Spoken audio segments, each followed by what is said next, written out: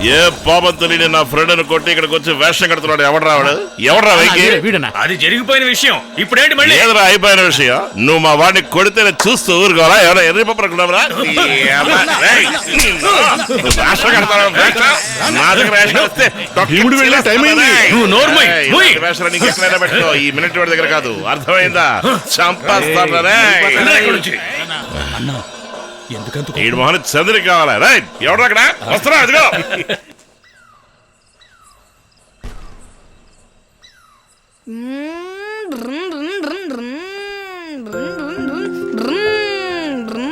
రే, నువ్వు ఇంకా పడుకుని నిద్రపోలేదా? నాన్న, తిరణాలు అయిపోయింది కదా, ప్రతిసారి హార్స్లీ హిల్స్ తీసుకెళ్తానని మోసం చేస్తున్నావు. ఈసారి అలా కుదరదు. నన్ను అమ్మని అక్కడికి తప్పకుండా తీసుకెళ్లాల్సిందే. మైనర్ మహాదేవా, అదా విషయం. నువ్వు నా కొడుకువిరా, నీ ఆశనే నెరవేర్చాలి కదా. రేపే మనం హార్స్లీ హిల్స్ వెళ్తున్నాం. ఇక వెళ్ళి పడుకోపో. ఆహా, ఇంత త్వరగా ఓకే అనింది నన్ను ఇక్కడి నుంచి పంపేయడానికేగా. రే, ఓ ముద్దు పెట్టి వెళ్ళరా. ఇదిగో నీ బొమ్మ. ఏమిటి అబ్బాయిని వాళ్ళు అంతగా ముద్దు చేస్తున్నారు? నీకేమన్నా అసూయగా ఉందా? ఆహా, అదేం కాదు. ఇంతకు ముందు ఎప్పుడు ఇలా లేరే అని అడిగానంతే.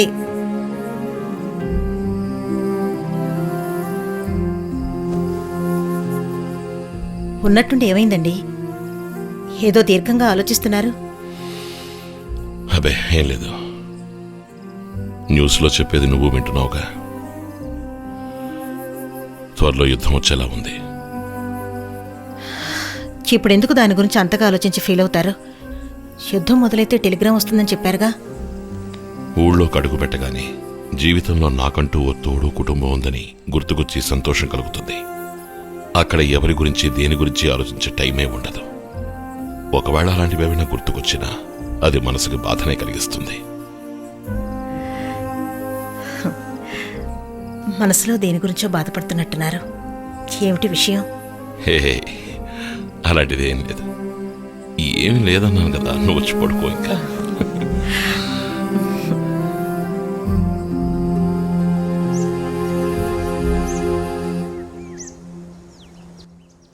కంగ్రాచులేషన్స్, మీరు తండ్రి కాబోతున్నారు.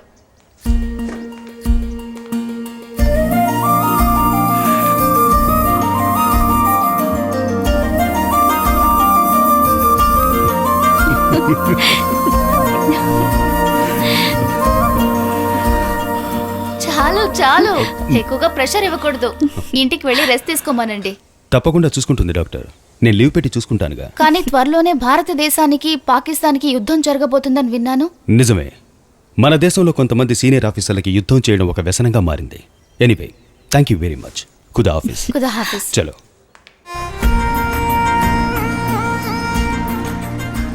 మీరు వెళ్ళాల్సిందేనా? తప్పదు డార్లింగ్. నీకో మాట చెప్పనా? ఏంటి? ఈ యుద్ధాలు చేయడం, మనుషుల ప్రాణాలు తీయడం నాకు అస్సలు ఇష్టం ఉండదు. ఆ విషయం నాకు తెలుసు. కానీ యుద్ధంలోకి దిగితే మీకింకేమీ గుర్తుండవుగా. నేనొక రాజపుత్రుని కదా సైరా. వెనకడుగు వేయడం నా రక్తంలో లేదు. కానీ నేను బాధపడే విషయం ఏమిటంటే, నేను ఏ దేశంలో పుట్టానో ఆ దేశంతోనే యుద్ధం చేయాల్సి రావడం. కానీ ఏం చేస్తాం, రానువ వీరుణ్ణి కదా. ఉన్న దేశం కోసం తప్పదు. చలో.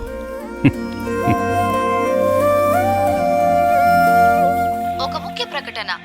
భారత సరిహద్దులో పాకిస్తాన్తో యుద్ధం మొదలు కాబోతోంది. అందువల్ల సెలవు మీద ఊళ్ళకి వెళ్లిన నావిక, పతాది, వాయుదళాల వీరులందరూ వాళ్ళ యూనిట్లలోకి వెంటనే వచ్చి చేరాలని వాళ్ళ పై అధికారులు ప్రత్యేకంగా తెలియజేస్తున్నారు. జై హింద్. ఇంతటితో ప్రకటనలు సమాప్తం. కొద్ది క్షణాల్లో చిత్రగీతాలు. నిన్న మీరు అనుకున్నట్టుగానే జరిగింది ఏమిటండి? ఆయన టెలిగ్రామ్ వచ్చే వరకు ఆగొచ్చుగా. ఇప్పుడు బయలుదేరి వెళితేనే 6:30 బండి పట్టగలను.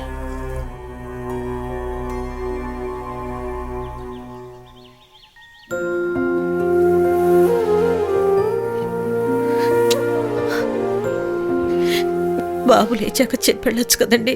వద్దు, వాడు లేచిన తర్వాత వాడితో నువ్వు చెప్పు చాలు. అది కాదండి. నువ్వేం దిగులు పడకు, నాకేం కాదులే. ఇలా చూడు, వాడితో చెప్పు నేను తిరిగి వచ్చాక అందరం కలిసి హార్స్లీ హిల్స్కి వెళ్దామని. అన్న వచ్చేసాడు. అన్నా ఇలా ఇవ్వన్నా. మీరెందుకు నిద్ర చెడగొట్టుకుని ఇంత దూరం పొద్దున్న ఇక్కడ పరిగెత్తుకుంటూ వచ్చారు? రేడియో అనౌన్స్మెంట్ విన్నామన్నా, మాకు తెలుసు మీరు ఇక ఆగరని, అందుకే వచ్చాం. మొదటి బండికే వెళ్తున్నారని తెలిసింది, అందుకే పరిగెత్తుకొచ్చాం.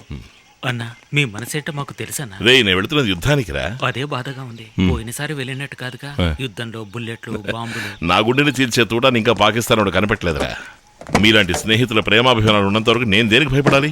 నువ్వేంట్రా కొంప మురిపోయినట్టు ఏదో దిగాలుగా ఉన్నావు. ఒకవేళ నేను యుద్ధానికి వెళ్ళి చచ్చిపోతే నీకు మందు పోసేవాళ్ళు ఉండరన్నా నీ బాధ?